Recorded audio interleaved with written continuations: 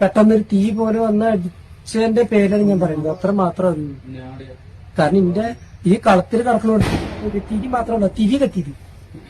അതിപ്പോ എത്ര ചൂടായാലും ഏത് വേനൽക്കാലത്ത് തിരി വെയിറ്റ് കിടന്ന് ഉണങ്ങണം. പക്ഷെ ആദ്യം വന്നത് എന്റെ അടുത്ത്, ആ കളത്തിൽ എന്റെ അടുത്ത് തിരി കത്തിയത് 2:40 ഉള്ളില് പെട്ടെന്നുള്ള ചൂടുകൊണ്ടായിരിക്കണം ഈ ഞാൻ നിൽക്കുന്നിടത്ത് തിരി കത്തിയിട്ടുണ്ടാവും. ചൂട് കാരണം ഞാൻ തിരി എടുത്തിടുക, ഇങ്ങനെ ഒരു ട്രിപ്പ് മറിച്ചിട്ട് കഴിഞ്ഞ തിരി പെട്ടെന്ന് ഉണങ്ങും. അപ്പോഴാണ് പെട്ടെന്ന് ഒരു 5 മീറ്റർ അകലെ എന്നരട്ടി ഇതെന്തേ നമ്മൾക്ക് ഞാൻ മറിയുമ്പോഴേക്കും ഞാൻ ഇട്ട തിരിയൊക്കെ കത്തി. പിന്നെ എനിക്ക് മനസ്സിലാച്ചു ഞാൻ ഓടുമ്പോഴേക്കും ഈ ഇവിടെ നറുവ് ഷെഡ് പൊട്ടി. അപ്പോഴേക്കും ഇവിടെ പൊട്ടി ഈ നറുവ് ഷെഡ്. അങ്ങനെ 2 കണ്ടും മറിയുമ്പോഴേക്കും സ്റ്റോറും പൊട്ടി. പിന്നെ ഞാൻ നിന്നില്ല, ഞാൻ പറഞ്ഞില്ല. പിന്നെ ഞാൻ തിരിച്ച് പെണ്ണുങ്ങളെത്തിക്കാൻ വന്ന് എടുത്തു കൂട്ടി. മലയാളികളല്ലാതെ ഇല്ലില്ല, ഒക്കെ നമ്മള് മലയാളികളാണ്. ഇത് ഒന്നിങ്ങെ ചൂടിന് ലെൻസ് പോലെ ഇതുമ്പോ ചെന്ന് അടിച്ചിട്ടാവണം.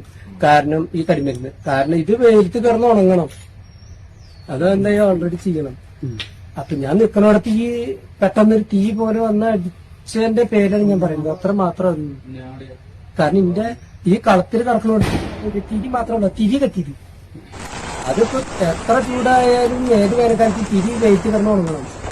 പക്ഷെ ആദ്യം വന്നത് എന്റെ അടുത്ത്, ആ കളത്തിൽ എന്റെ അടുത്ത് തിരി കത്തിയത് 2:40 ഉള്ളില് പെട്ടെന്നുള്ള ചൂടുകൊണ്ടായിരിക്കണം ഈ ഞാൻ നിൽക്കുന്നിടത്ത് തിരി കത്തിയിട്ടുണ്ടാവും. ചൂട് കാരണം ഞാൻ തിരി എടുത്തിടുക, ഇങ്ങനെ ഒരു ട്രിപ്പ് മറിച്ചിട്ട് കഴിഞ്ഞ തിരി പെട്ടെന്ന് ഉണങ്ങും. അപ്പോഴാണ് പെട്ടെന്ന് ഒരു 5 മീറ്റർ അകലെ എന്നരട്ടി ഇതെന്തേ നമ്മൾക്ക് ഞാൻ മറിയുമ്പോഴേക്കും ഞാൻ ഇട്ട തിരിയൊക്കെ കത്തി. പിന്നെ എനിക്ക് മനസ്സിലാച്ചു ഞാൻ ഓടുമ്പോഴേക്കും ഈ ഇവിടെ നറുവ് ഷെഡ് പൊട്ടി. അപ്പോഴേക്കും ഇവിടെ പൊട്ടി ഈ നറുവ് ഷെഡ്. അങ്ങനെ 2 കണ്ടും മറിയുമ്പോഴേക്കും സ്റ്റോറും പൊട്ടി. പിന്നെ ഞാൻ നിന്നില്ല, ഞാൻ പറഞ്ഞില്ല. പിന്നെ ഞാൻ തിരിച്ച് പെണ്ണുങ്ങളെത്തിക്കാൻ വന്ന് എടുത്തു കൂട്ടി. മലയാളികളല്ലാതെ ഇല്ലില്ല, ഒക്കെ നമ്മള് മലയാളികളാണ്. വേറെ പുറമെന്ന് അങ്ങനെയൊന്നുമില്ല.